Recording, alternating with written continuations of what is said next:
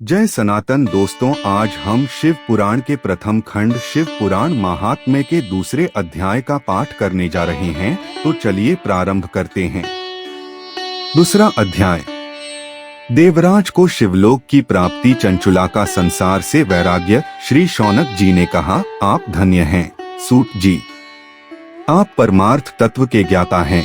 आपने हम पर कृपा करके हमें यह अद्भुत और दिव्य कथा सुनाई है। भूतल पर इस कथा के समान कल्याण का और कोई साधन नहीं है।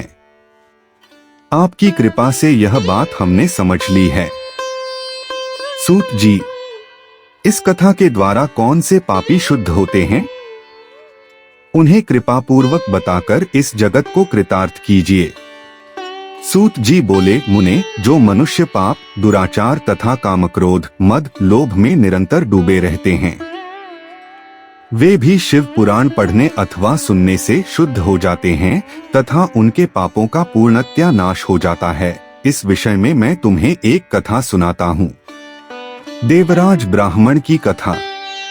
बहुत पहले की बात है। किरातों के नगर में देवराज नाम का एक ब्राह्मण रहता था। वह ज्ञान में दुर्बल, गरीब, रस बेचने वाला तथा वैदिक धर्म से विमुख था। वह स्नान संध्या नहीं करता था तथा उसमें वैश्य वृत्ति बढ़ती ही जा रही थी। वह भक्तों को ठगता था। उसने अनेक मनुष्यों को मारकर उन सबका धन हड़प लिया था। उस पापी ने थोड़ा सा भी धन धर्म के काम में नहीं लगाया था। वह वेश्यागामी तथा आचार भ्रष्ट था।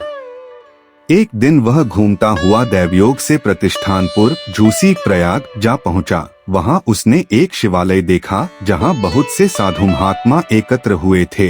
देवराज वहीं ठहर गया। वहां रात में उसे ज्वर आ गया और उसे बड़ी पीड़ा होने लगी। वहीं पर एक ब्राह्मण देवता शिव पुराण की कथा सुना रहे थे। ज्वर में पड़ा देवराज भी ब्राह्मण के मुख से शिव कथा को निरंतर सुनता रहता था। एक मास बाद देवराज ज्वर से पीड़ित अवस्था में चल बसा। यमराज के दूत उसे बांधकर यमपुरी ले गए। तभी वहां शिवलोक से भगवान शिव के पार्षद गण आ गए। वे कर्पूर के समान उज्ज्वल थे। उनके हाथ में त्रिशूल, संपूर्ण शरीर पर भस्म और गले में रुद्राक्ष की माला उनके शरीर की शोभा बढ़ा रही थी।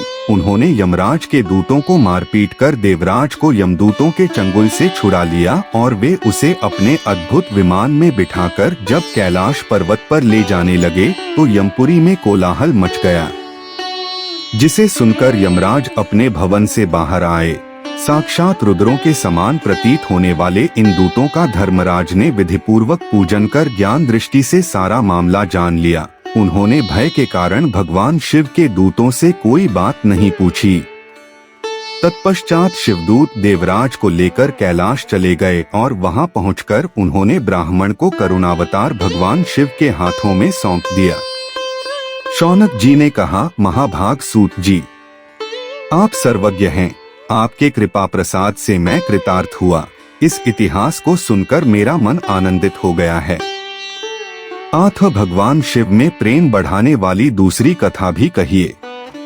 दूसरा अध्याय समाप्त। बोलिए देवों के देव महादेव की जय हो। दोस्तों, इस वीडियो में इतना ही। यदि आपको कुछ पूछना हो तो आप कमेंट बॉक्स में लिख दीजिएगा। बाकी मिलते हैं अगली वीडियो में। जय सनातन, जय भोलेनाथ, हर हर महादेव।